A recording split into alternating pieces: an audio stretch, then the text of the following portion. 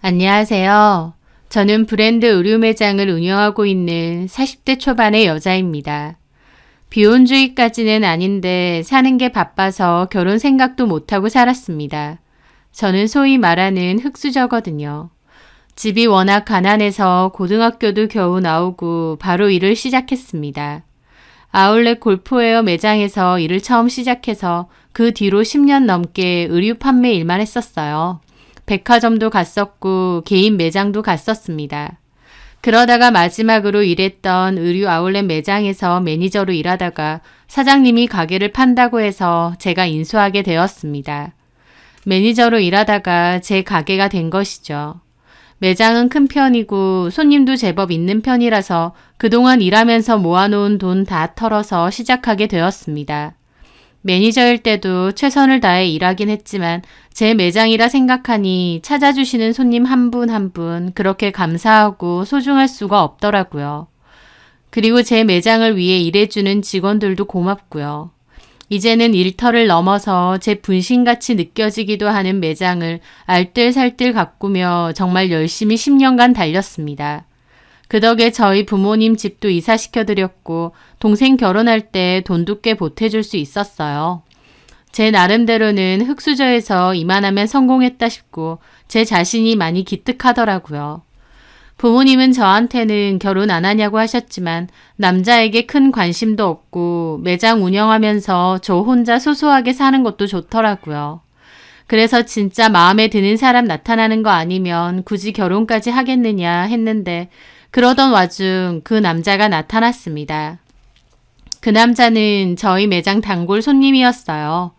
저희 가게는 시 외곽에 있는 아울렛 단독 매장인데 외곽이다 보니 좀 더 가면 공장이나 회사들도 띄엄띄엄 있었거든요.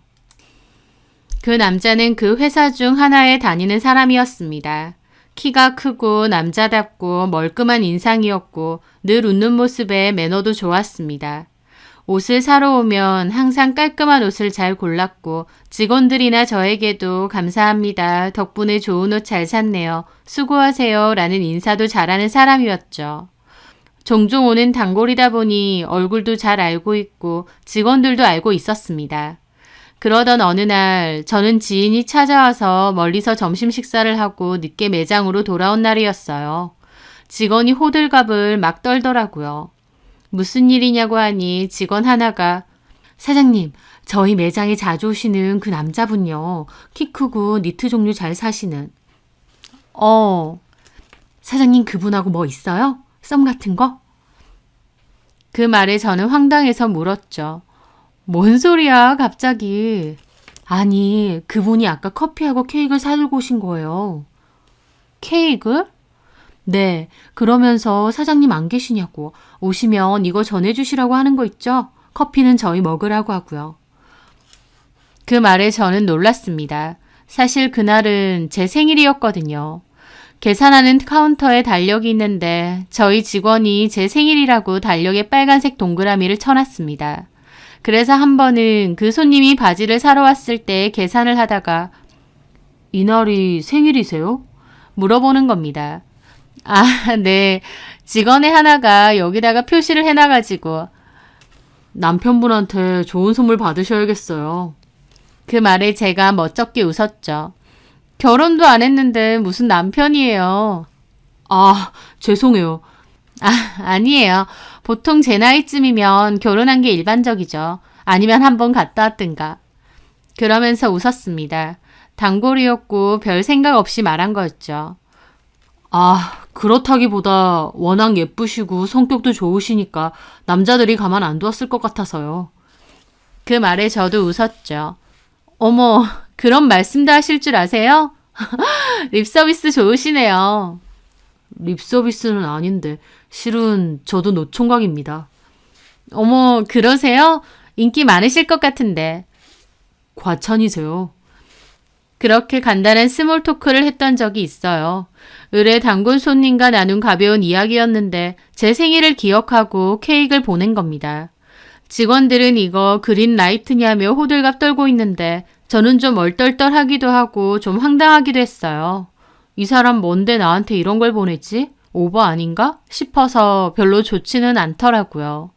그런데 그 후에 그 남자가 전화를 해서는 혹시 자기가 케이크 보내서 불쾌했느냐 물어보는 겁니다. 그건 아닌데 왜 보내셨는지 모르겠다고 하니까 사실 저한테 호감이 있은 지 꽤 됐답니다. 그래서 옷도 별로 필요 없는데도 일부러 온 적도 꽤 된다고 하더라고요. 제가 자기 이상형이라고 하면서 예전부터 관심이 있었는데 제가 그 관심이 부담스러우면 앞으로는 이렇게 하지 않겠다고 하더군요. 자기 마음도 전달하면서 저를 배려해주는 그 모습이 매너가 좋다고 생각했습니다. 요즘도 이렇게 젠틀한 남자가 있구나 싶기도 했죠. 오히려 케이크 줬을 때보다 전화하면서 했던 그 말에 제 마음이 혹했다고나 할까요? 저는 아니라고 생일 축하해줘서 고맙다고 했고 그 남자는 데이트 신청을 하더라고요. 고민 끝에 저도 데이트 신청을 받아들였습니다. 외모도 그렇고 성격도 그렇고 매너가 깔끔한 사람 같아서 한번 만나볼까 싶기도 했던 거죠. 그렇게 저 일 끝나는 시간에 그 남자가 왔고 데이트를 했습니다. 오랜만에 남자와 둘이서 식사도 하고 술도 한잔하고 이런저런 얘기를 나누는데 그 시간이 참 즐겁고 좋더라고요. 서로 대화가 잘 통하고 재밌었어요. 술에 좀 취해서 제가 살아온 이야기도 했는데 그 남자는 별거 아닌 제 얘기를 참 귀담아 듣더라고요. 그걸 계기로 저희는 연인 사이로까지 발전을 하게 되었습니다. 저도 오랜만에 하는 연애에 푹 빠졌어요. 매너도 좋고 어른스러운 사람이어서 그랬는지 그 사람이랑 같이 있으면 저도 철딱선이 없게 굴기도 했는데 그런 제 모습이 낯설면서도 좋기도 하더라고요. 저희는 그렇게 행복하게 연애를 1년 정도 하다가 결혼 이야기까지 오가게 되었습니다. 결혼 후에도 지금처럼 서로 의지하며 너무 행복하게 잘 살 수 있을 거라 생각했죠. 저도 비교적 늦은 나이에 결혼까지 하는 거라 고민이 없지는 않았지만 그보다 그 사람을 사랑하는 마음이 더 컸습니다. 그래서 익숙하고 편했던 솔로의 삶을 정리하고 결혼의 문턱을 넘게 된 것이죠. 하지만 막상 결혼하고 보니 제 생각과는 다른 부분이 참 많았습니다. 일단 시부모님과 마찰이 좀 있었어요.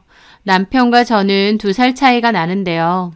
시부모님은 남편이 40 넘게 결혼을 안 하니 제발 결혼 좀 하라고 하셨다는데 막상 결혼하고 나니 저를 그닥 마음에 안 들어 하셨습니다.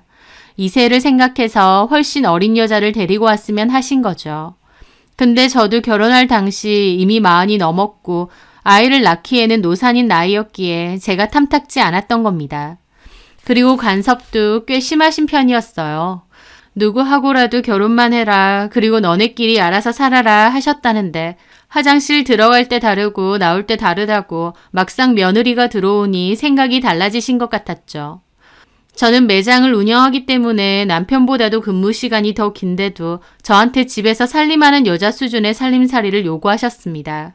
살림 도와준다는 핑계로 툭하면 집에 마음대로 찾아오셔서 살림살이를 가지고 저에게 잔소리를 퍼부으셨고 냉장고까지 잘 뒤져보셨죠. 그리고 그런 어머님의 옆에는 신우가 항상 딸려 있었습니다. 신우는 남편보다 4살이 많고 결혼해서 고등학생인 아들과 중학생인 딸이 있어요. 따로 일은 하지 않고 집에서 살림을 하는 가정주부인데 허구 어느 날 친정집에 가 있습니다. 평일에는 내내 친정에 가 있는 듯 했고 주말 정도만 안 가는 것 같았죠. 어머님이 저희 집 올 때마다 신우가 태워다 주고 저희 집 오면 저한테 말도 안 하고 자기 마음에 드는 거 있으면 갖고도 잘 갔습니다. 저한테는 문자 하나 띵 남겨놓고요. 비싼 찻잔 세트를 가지고 가질 않나, 새로 산 믹서기를 가지고 가질 않나, 저번에는 쓰던 밀폐용기까지 사이즈가 딱 좋다고 챙겨간 적도 있죠. 무슨 좀도둑도 아니고 진짜 짜증나더라고요. 남편한테 하소연하면 남편은 그거 뭐 얼마나 한다고 그냥 누나가 필요한 거 좀 갖고 가게 냅두라 그럽니다. 팔은 안으로 굽는다 이거죠. 저를 들들 볶는 시어머니보다 얄미운 질만 골라 하는 신우보다 결혼 생활에서 더 화가 나고 실망스러운 건 남편의 태도였습니다. 결혼 전 그렇게 어름스럽고 듬직하고 저만을 위해주던 남자는 어디 가고 지네 가족들만 챙기고 위하는 이기적인 남자만 남아있더라고요. 옷도 늘 깔끔하게 입고 좋은 냄새나고 성실하고 부지런한 사람이라고 생각했는데 웬걸 결혼하고 보니 게으르기도 엄청 게으르고 더 이상 옷에도 신경을 안 쓰는 겁니다. 옷을 패셔너블하게 잘 입진 못해도 깔끔하게 입으려고 노력하는 사람인 줄 알았는데 그저 결혼 전에 저한테 잘 보이려고 가면이라도 쓴 건지 옷도 아무렇게나 입고 다니고 그렇게 잘 씻지도 않고 집에서는 누워서 맨날 TV나 보고 몸 아프다고 골골거리고 운동도 잘 안 하고 게으르더라고요. 결혼 전처럼 데이트하거나 대화를 많이 나누는 일도 거의 없어졌죠. 결혼 전과 너무 다른 모습에 빠르게 실망을 하게 되었습니다.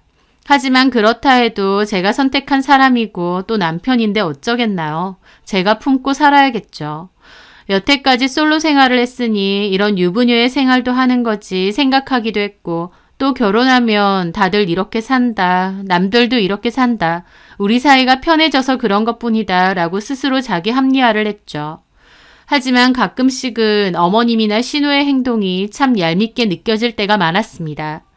제가 옷 매장을 한다고 어머님이나 신우가 저희 매장에 오는 일도 종종 있었어요. 오면 옷도 이것저것 고르고 막 입어봅니다. 그리고 계산할 때 올케, 내 옷은 계산해도 엄마 옷은 그냥 사주면 안 될까? 그럽니다. 그러면 어머님이 그런 게 어딨니? 너도 가족인데. 에이, 내 옷까지 해달라고 하긴 그렇지. 이래요. 저는 공짜로 드린다고 한 적도 없는데 자기들끼리 북치고 장구를 칩니다. 초반에 두어 번은 그냥 옷을 제 사비로 결제하기도 했습니다. 하지만 그 뒤로도 자꾸 오니까 이건 아니다 싶더라고요. 그래서 제가 저 형님 그리고 어머님 제가 매번 그냥 옷을 드리긴 좀 그렇고요. 대신 좀 더 할인은 해드릴게요. 돈을 다 받겠다고? 우리 일부러 올케 매장 팔아주려고 여기 온 거야. 솔직한 말로 여기 옷 엄마랑 내 스타일도 아니야. 자기 스타일도 아니라면서 옷을 한 무더기로 사려고 하나요?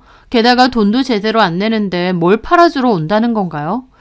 어머님이나 신우 안 와도 얼마든지 장사 잘 되는 매장이고 사려는 옷들 재고 없어서 못 파는 옷들입니다. 보는 눈은 또 있는지 골라도 꼭 인기 많고 몇 점 안 들어온 옷들만 기가 막히게 골라옵니다. 하여튼 어이없는 신우의 말에 저도 그랬죠. 그런 거면 굳이 안 오셔도 돼요. 굳이 형님 스타일도 아니신데 뭐하러 여기까지 오세요. 가족이니까 서로 도와주러. 근데 어차피 전산 기록 때문에 그냥 드릴 수 있는 것도 아니고 제 개인 카드로 다 긁거든요. 제 말에 시모는 저를 흘겨보더라고요. 이거 좀 주는 게 아깝니? 옷 파는 며느리 얻었는데 옷 몇 개 시어머니 준다고 아깝다 이거야? 돈으로 치면 50만 원도 훌쩍 넘는데 이게 어떻게 그냥 옷 몇 개인가요? 참 어이가 없더군요. 아니요 어머님, 아깝다는 게 아니라 됐다, 안 입는다. 정말 더럽고 치사해서 누굴 거지로 모는 것도 아니고 하면서 거기서 역성을 내시는 겁니다. 다른 손님들도 있는데요. 저도 너무 곤란하고 직원들도 어쩔 줄 몰라 하더라고요. 에이 엄마 너무 열내지 마셔. 올케 뭐해? 얼른 엄마한테 사과드려. 하면서 저한테 사과를 요구하더라고요. 저는 더 언성 높아지면 다른 손님들에게도 피해를 끼칠까 싶어서 마음에도 없는 사과를 했죠. 죄송해요 어머님. 이거 제가 포장해 드릴게요. 안 입는다. 됐다. 그 말에 신우는 얼른 포장하라며 자기가 엄마 모시고 나가서 잘 달래드리겠다 하더라고요. 거기서 화난 척하면서 큰 소리 내는 시모도 어이없고 말리는 척, 저 돕는 척 한패로 생쇼하고 있는 신우도 어이없고 그런 일이 쌓이면서 저도 속에서 화병 비스무리한 게 뭔가 얹히는 겁니다. 그런 걸 남편에게도 말해봤죠. 그런데 남편은 그때마다 얼마 한다고? 그냥 내가 줄게. 엄마랑 누나가 일부러 거기까지 갔는데 그냥 좀 좋게 해줘라. 당신은 가만 보면 너무 돈돈거려. 가족끼리 그 정도도 못 해줘? 말 다 했어? 한두 번일 때야 좋게 해드렸지. 근데 이런 식으로 계속 오시니까. 저번 달에도 오시고 이번 달에 또 오셨잖아. 한 번 오시면 쓸어가는 옷만 해도 두 분 다 해서 6, 70이 넘어. 이게 작은 돈이야? 내가 줄게. 됐어? 뭔 소리야. 어차피 당신 돈이면 우리 집 돈인 건데.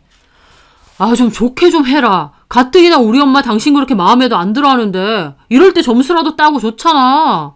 가만 보면 자기는 이런 데서 머리가 안 돌아가더라. 뭐라고?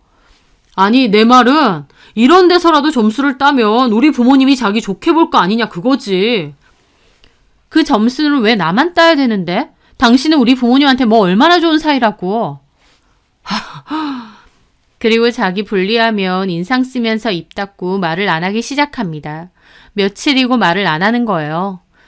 저는 초반에 답답해서 일부러 풀어도 보고 마음에 없는 사과도 했는데 그게 반복되니 저도 지치고 말하기도 싫더라고요. 그래서 어쩔 땐 2주 가까이 대화를 아예 안 한 적도 있었죠.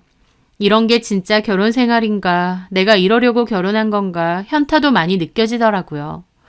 그렇게 결혼 전과 달리 남편과의 사이는 삐그덕거리는 날이 많았습니다. 하지만 그런 것도 다 감수하려고 했어요.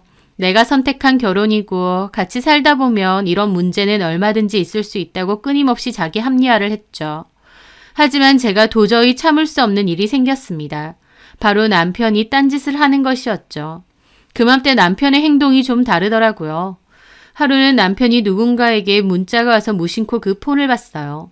저도 옆에 앉아 있었기에 별 생각 없이 고개를 돌렸는데 자기야 라는 텍스트를 언뜻 본 것 같았습니다. 남편이 순식간에 폰 화면을 꺼버려서 제대로는 못 봤지만요. 뭐지? 싶어서 남편을 쳐다봤는데 아무것도 아닌 표정으로 앞만 보더라고요. 그때 제 속에선 뭔가 이상하다 싶었죠. 그래서 누구야? 방금 문자 왔잖아. 그냥 스팸. 스팸? 어디 봐. 뭐? 남의 폰을 왜 봐?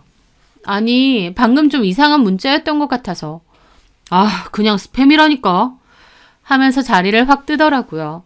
그렇게 하니까 더 이상했죠. 그래서 저는 고민 끝에 남편이 잠든 사이에 폰을 확인했습니다.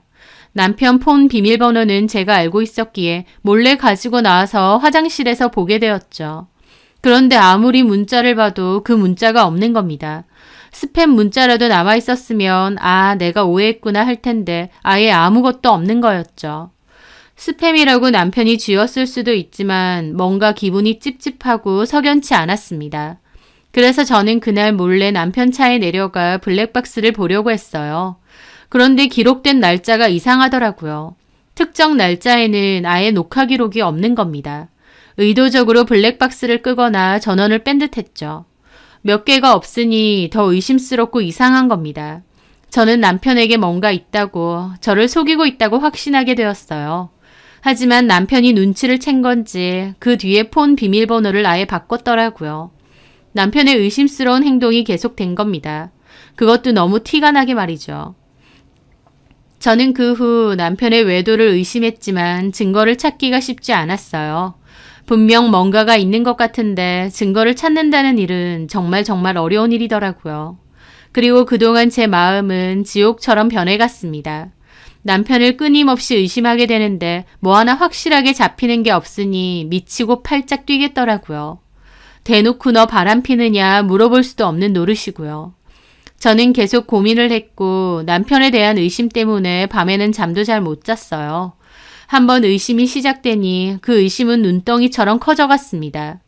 그러다가 한 번은 저도 홧김에 물어봤어요. 당신 여자 있느냐고, 왜 폰은 잠금으로 해놓았느냐고요. 그랬더니 남편은 내 폰을 훔쳐봤느냐며 펄쩍 뛰더라고요.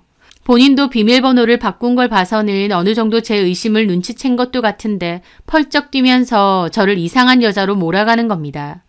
저는 증거가 없다 보니 할 말이 없었죠. 다 오해다, 그런 거 아니다 라고 명확하게 해명을 해주는 것도 아니고 저만 이상한 사람으로 몰아가니까 더 답답해졌습니다. 저는 그 일로 매장에서도 기분이 계속 언짢았어요. 그랬더니 오랫동안 저희 매장에서 부점장으로 일을 해줬던 직원이 무슨 고민이 있느냐 하더라고요. 표정도 안 좋고 뭔가 계속 생각에 잠겨 있는 것 같다고요. 결국 저는 그날 그 직원과 술 한잔하며 제 고민을 털어놨습니다. 그런데 그 직원이 그럼 사장님의 고민이 진짜인지 아닌지 확인을 제대로 해보라 했습니다. 어떻게 하느냐 했더니 괜히 어설프게 직접 증거 찾지 말고 믿을 만한 흥신소를 써보라 하더라고요. 그 직원도 미혼인데 흥신소는 어떻게 하느냐 했더니 알고 보니 그 직원의 절친한 친구가 남편 바람 때문에 이혼을 했다고 했습니다. 그 친구가 이용했던 흥신소인데 알아본 곳 중에 제일 괜찮았다고 하더라고요. 그전에는 사기당해서 돈만 날린 적도 있다고 했는데 그 흥신소는 돈만 확실하게 주면 제대로 증거를 물어오는 곳이라 했죠. 다만 좀 비싸다고 들었다 했습니다. 저는 얼마냐고 물었더니 직원은 그 친구에게 물어보겠다고 했습니다. 그리고 며칠 뒤 간단한 금액과 전화번호를 넘겨주더라고요. 저는 당장 전화하지는 못하고 며칠 동안 고민을 했습니다. 만약 진짜 남편이 바람을 피는 거면 어떻게 할까? 이혼이라도 해야 되는 걸까? 그 선택 먼저 해야겠더라고요. 고민 끝에 만약 진짜 바람을 피는 거면 이혼하겠다로 결정을 내렸습니다. 저를 배신하고 기만한 건데 참고 살아도 어차피 믿음은 없을 것 같았거든요. 그렇게 제 마음의 결정을 내리고 흥신소에 전화를 했어요. 흥신소에 의뢰를 하는 그 순간까지도 마음 한켠에는 아니겠지, 내가 오해한 거겠지 라는 마음도 있었습니다. 마음 한구석엔 그래도 남편을 믿는 마음이 있었던 것 같아요. 그런데 흥신소에 일을 맡기고 3주 가까이 됐을 때 저는 증거를 받게 되었습니다. 남편은 정말 바람을 피고 있었어요. 그런데 그 바람 상대가 술집 여자였습니다. 흥신소 직원의 말에 따르면 남편이 단골 수준으로 잘 가는 술집이 있고 거기 다니는 술집 여자랑 밖에서도 종종 만난다는 겁니다.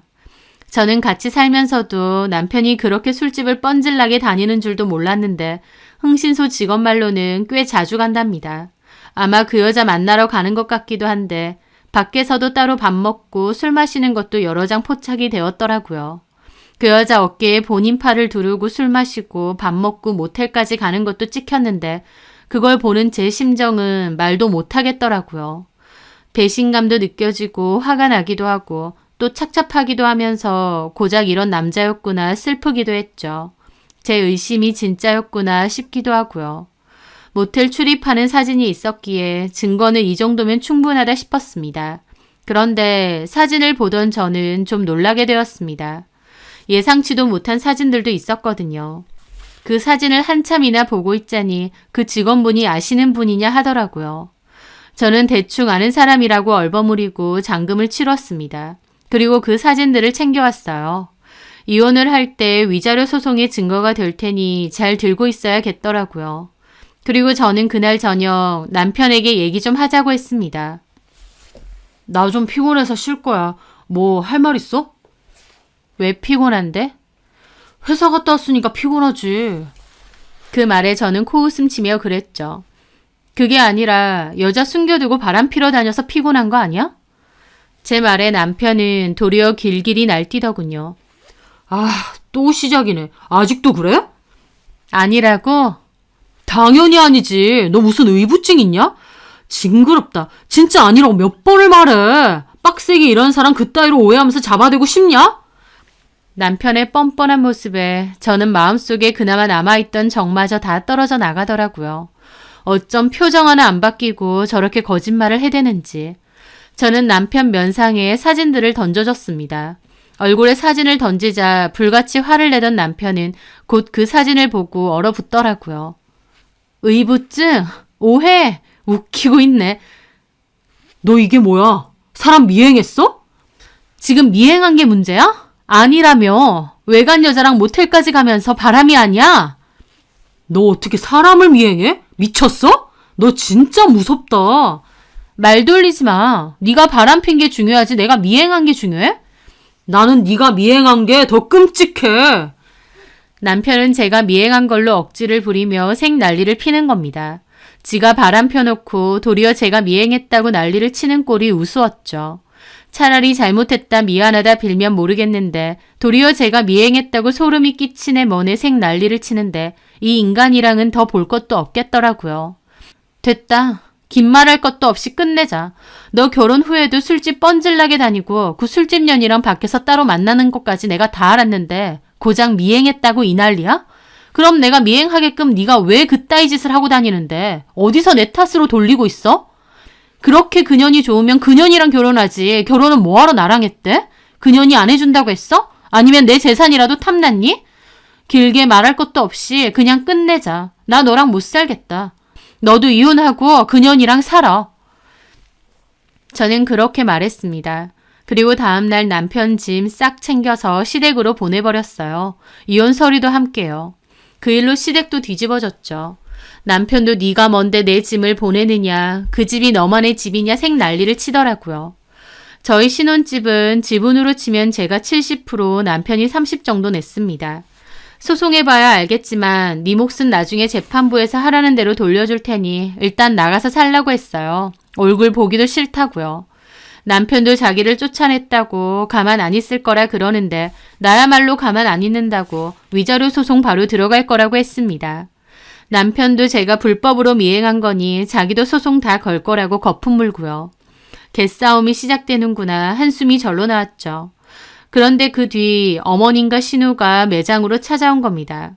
얘기 좀 하자고 하길래 저는 직원들에게 말하고 어머님과 신우와 함께 근처 카페로 갔습니다. 그리고 가는 길에 남편에게 문자로 너네 엄마랑 누나 우리 매장 왔다고 매장 앞 카페에 가 있을 테니 좋은 말 할 때 와서 다시 데리고 가라 했습니다.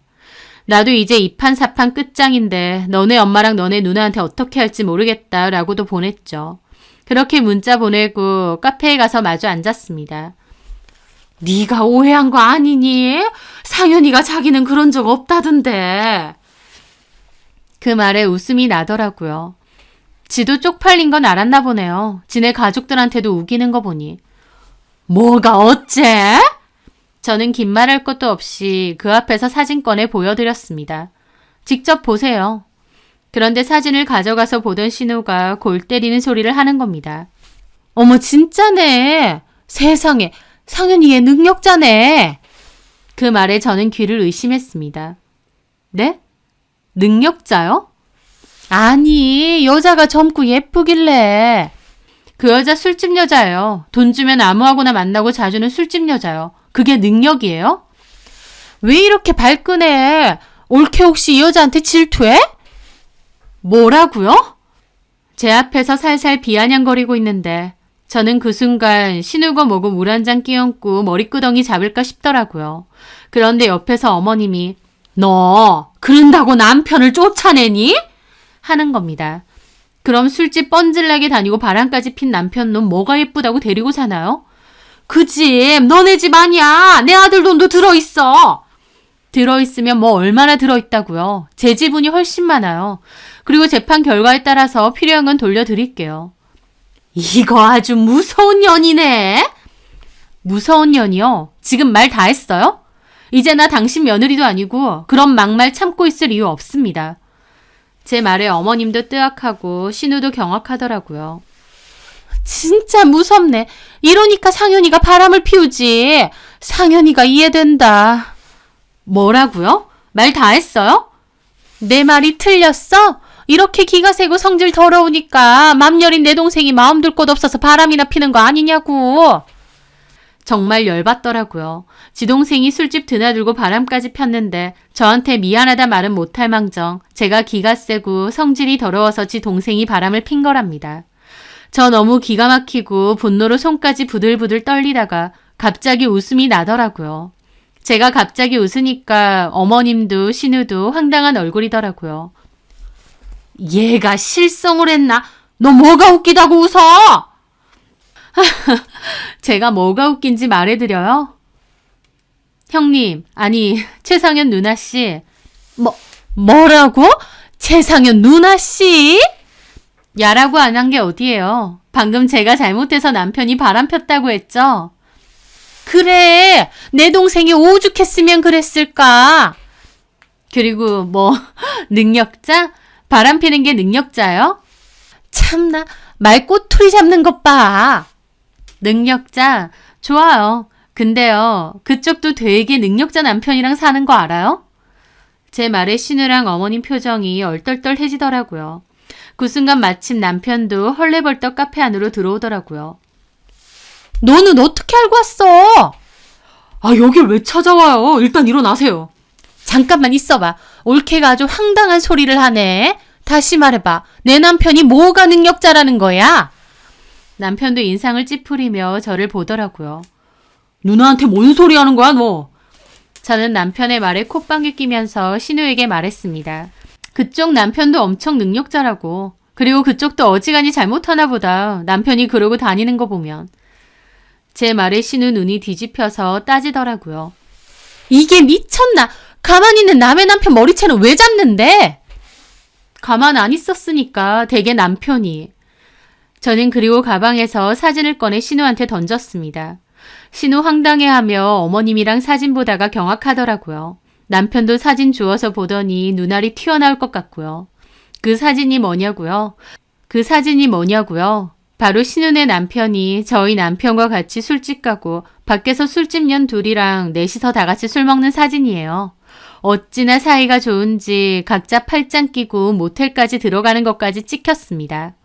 그걸 보는 어머님은 경악해서 입을 못 다물고 신우는 순식간에 넋이 나가더라고요. 남편도 경악하고요. 야, 너 뭐 하는 짓이야? 이게 다 뭐야? 나한테 고마워해. 나는 그거 몇백 주고 얻은 증거사진인데 당신한테는 그냥 주는 거니까. 내 남편 미행 붙였는데 네 남편 사진이 더 많아. 둘이서 아주 쌍으로 손잡고 그 술집 단골이더만. 알고 보니 네 남편은 그 술집 마담이라는 년이랑 완전 그렇고 그런 사이더만. 거의 그 마담 서방이나 다름없던데? 제 말에 신우는 얼이 빠져서 보더라고요. 뭐라고? 야, 너 그만 못해? 그러면서 나한테 뭐가 어째? 그러니 내가 안 웃기냐고. 완전 코미디지. 저는 부들거리는 남편과 넉나간 신우를 보며 자리에서 일어났습니다. 내가 주는 마지막 선물 증거로 쓰세요. 아니면 알고도 이혼 안 할 건가? 그럼 능력자 남편 잘 거두어서 살고. 바람 피는 게 내가 기세고 성질 더러워서 그런 거라고. 그럼 당신도 마찬가지겠네. 그런 남편 데리고 사려면 본인 성질도 관리 좀 해야 될걸? 야, 너 무슨 짓이야? 너네 누나가 사람 박박 긁어대길래 선물 좀 줬어. 너네 누나한테는 오히려 좋은 거지. 내가 공짜로 증거 수집해서 준 건데. 그 순간 신우가 분노로 이글거리면서 남편을 보더라고요. 야, 너 이거 진짜야? 너 매형이랑 이러고 다닌 거야? 아니야, 누나 오해야. 그게 아니라. 오해? 내가 지금 눈으로 직접 봤는데 오해? 그 순간 눈이 뒤집힌 신우가 남편 싸대기를 있는 힘껏 날리는 겁니다. 갑자기 싸대기를 맞은 남편은 그대로 날아가 바닥에 주저앉고 카페에 있는 사람들 다 쳐다봤죠. 야, 이 미친놈아! 너 네 매형이랑 이러고 다녀? 내 생각은 안 나디? 매형이 이러고 다니면 네가 정신 차리라고 해도 뭐할 판에 같이 이러고 다녀! 술집년들 끼고 다니고! 아, 왜 때려? 지가 그러고 다니는데 내가 어떻게 말리라고? 너 뒤에서 이러고 다니면서 나를 어떻게 봤냐? 내 얼굴 어떻게 봤느냐고. 네가 그러고도 동생이고 가족이야? 네가 사람 새끼야? 하면서 신우는 발광하며 남편을 잡아채려고 하는 겁니다. 어머님이 진정 좀 하라며 겨우겨우 막더라고요. 신우는 쌍욕까지 하면서 네가 어떻게 이럴 수 있느냐고, 네가 그러고도 동생이냐고 고함까지 질렀어요. 그래서 카페 사장이 와서 여기서 이러시면 안 된다 말렸죠. 신우는 갑자기 엉엉 울면서 다 죽일 거라고, 내 남편보다 거기에 동조하고 다닌 네가 더 미친놈이라고 악을 쓰더라고요. 그걸 지켜보는 저는 우습기도 했습니다. 지 동생만 바람 폈다고 생각했을 땐 오히려 저한테 비아냥거리더니 지네 남편도 같이 폈다는 사실에 오열하고 생 난리를 피더라고요. 그리고 남편도 진짜 쓰레기구나 싶었죠. 본인 매형이 그러고 다니면 오히려 자기 누나한테 알리거나 매형 보고 정신 차리라고 뭐라고 해야 될 거 아닌가요? 그런데 제 남편이라는 작자는 신나서 넷이서 다 같이 만나고 그러고 다닌 겁니다. 애초에 매형이라는 작자가 같이 가자고 했을지도 모르고요. 제정신인가요? 신우가 울고불고 하고 남편도 죽을 상 하고 있고 어머님도 이러지도 못하고 저러지도 못하고 있더군요. 그 꼴 지켜보다가 비웃으며 자리를 벗어났습니다. 카페에서 벗어났는데 남편 저 쫓아와서 제 팔 잡으면서 이 꼴 만드니까 속 시원하냐는데 저 한 번만 더 함부로 잡으면 경찰 신고할 거라고 했습니다. 너나 네 매형이나 진짜 상종 못할 인간들이다. 너 어쩌니? 이혼 당할 건데 누나한테도 손절당하게 생겼네? 이혼 소송 준비나 똑바로 해. 그리고 한 번만 더 매장 찾아오거나 귀찮게 해봐. 나도 이판사판이야. 네 직장에도 이 사실 다 알려버리는 수가 있어. 그러니까 한 번만 더 내 눈에 띄어봐 어디. 저는 그렇게 경고를 하고 자리를 벗어났습니다. 제 경고를 알아차렸는지 그 뒤로 찾아오는 일은 없었죠. 그 후 저는 이혼 소송과 위자료 소송을 진행했어요. 남편은 제가 불법으로 취득한 증거라고 우겼는데 저는 제가 직접 미행하면서 찍은 사진이라고 주장했고 결국 마땅한 증거도 없어서 제 주장이 받아들여졌습니다. 그 후 8개월가량 소송이 진행됐고 최종적으로는 제가 승소했어요. 남편과 그 여자로부터 위자료도 받았고 소송 비용도 남편이 다 내기로 나왔습니다. 또 집에 관해서는 남편 몫만 돌려주라고 판결이 나왔기에 먹고 떨어지라고 하고 돌려줬죠. 이혼 소송 과정에서 들었는데 남편은 저 때문에 자기 가족들까지도 틀어졌다고 주장을 하더라고요. 그리고 심지어 자기 누나도 이혼 위기까지 갔었는데 그게 다 저 때문이라고 하고요. 하지만 저는 공익을 위해 증거 사진을 준 거라고 주장해서 남편의 주장은 받아들여지지 않았어요. 그리고 이혼 위기라고 했지 누나는 결국 이혼하진 않을 것 같더라고요. 저는 이혼을 했고 그 누나는 가정을 지키기로 했지만요. 저는 알고 있습니다. 이제 남편 누나도 지옥 속에 살 수밖에 없다는 것을요. 한번 그런 일이 있었기에 더 이상 남편을 믿을 수도 없고 끊임없이 의심의 지옥 속에서 살겠죠. 차라리 저처럼 이혼하고 끝내는 게 낫지. 남편의 누나는 더 악몽 같은 삶을 살겠구나 싶었습니다. 제가 경험해봤으니 알죠. 남편은 그 일로 이혼당하고 가족들에게도 손절당하게 생겼습니다. 돌아갈 곳도 없어진 거죠. 아주 꼬라지가 우습게 됐더라고요. 소송 막판 되니 저한테 합의해달라 그러고 위자료 깎아달라까지 하던데 얼마나 구질구질 하던지요. 저런 인간을 뭘 보고 결혼까지 했나 싶었습니다. 하지만 저는 결국 그 남자와 끝을 냈고 제가 원하던 결과도 얻었고 비로소 홀가분해졌어요. 남편 누나를 보니 아니다 싶을 때 끝을 낼 수 있다는 것도 저의 복이구나 싶더라고요. 늦은 나이에 결혼하는 만큼 좋은 남자라 생각했는데 알고 보니 재활용도 안 될 쓰레기 중에 쓰레기였던 전 남편. 돈 주고 술집 여자나 만나는 게 딱 전 남편 수준에 걸맞은 것 같으니 앞으로도 그러고 살길 바랍니다. 저는 다시 솔로가 되었으니 지금의 생활 그리고 제가 일군 것들에 감사함을 느끼며 더 행복하게 살려고 합니다. 짧은 결혼 생활 동안 지독한 경험했으니 이제는 그냥 솔로로 살려고요. 제 사연 들어주셔서 감사합니다.